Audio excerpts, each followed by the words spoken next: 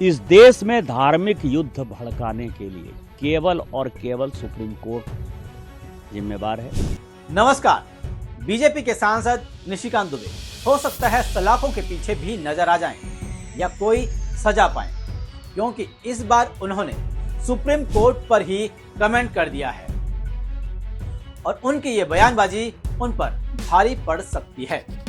पूरा मामला क्या है ये आपको बताएंगे, लेकिन उससे पहले ये बता दें कि आखिरकार निशिकांत दुबे की मुश्किलें क्यों बढ़ने वाली है। निशिकांत दुबे ने सुप्रीम कोर्ट और सीजीआई पर जो कमेंट किया है उसको लेकर सुप्रीम कोर्ट भी काफी सख्त है और उनको बख्शने के मूड में नहीं दिखा है। सोमवार को एक याचिकाकर्ता से सुप्रीम कोर्ट ने कहा कि बीजेपी सांसद निशिकांत दुबे के खिलाफ जो अवमानना की याचिका है उसे दायर करने के लिए उनकी इजाजत की जरूरत नहीं है, यानी कि बेंच की अनुमति लेने की कोई आवश्यकता नहीं है।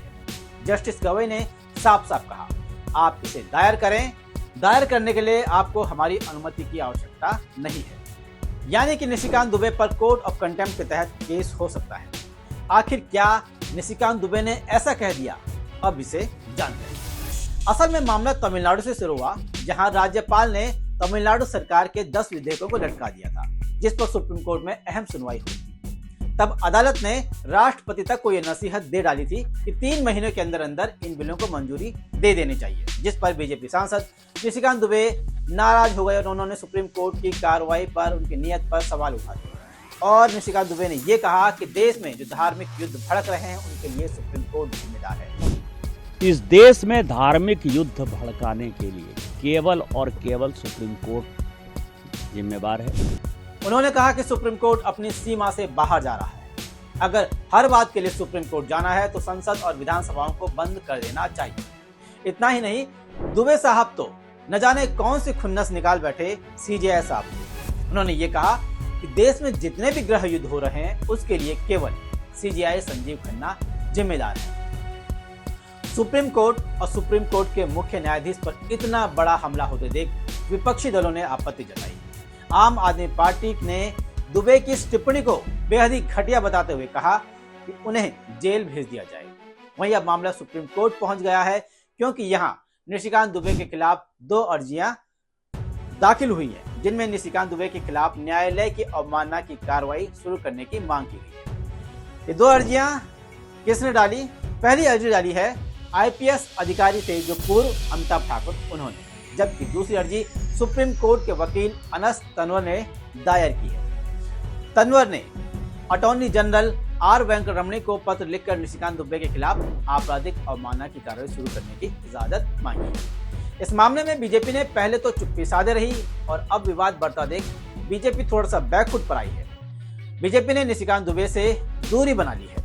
पार्टी राष्ट्रीय अध्यक्ष जेपी नड्डा ने कहा कि सांसद निशिकांत दुबे और एक नेता दिनेश शर्मा का न्यायपालिका और सीजीआई को लेकर जो बयान दिया गया है उनसे बीजेपी का कोई लेना देना नहीं और यह बयान उनका व्यक्तिगत बयान है।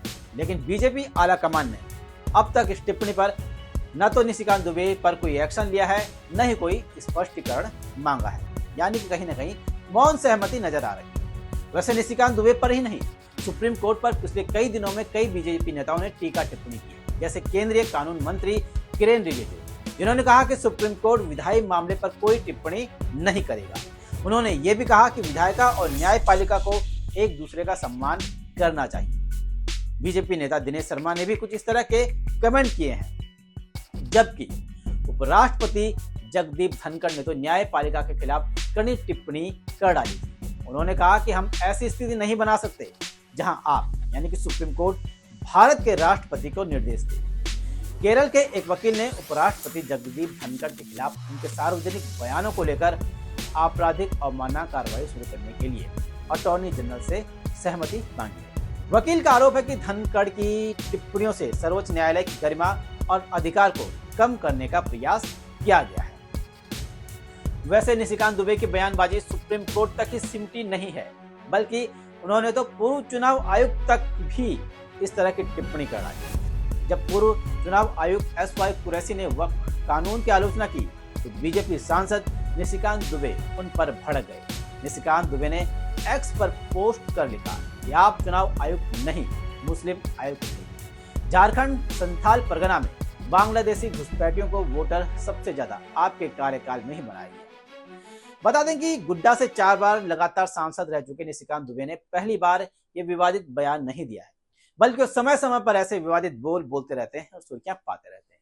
लेकिन अगर इस बार सुप्रीम कोर्ट ने रियायत नहीं बरती तो निशिकांत दुबे की बोलती बंद होना तय है। नमस्कार।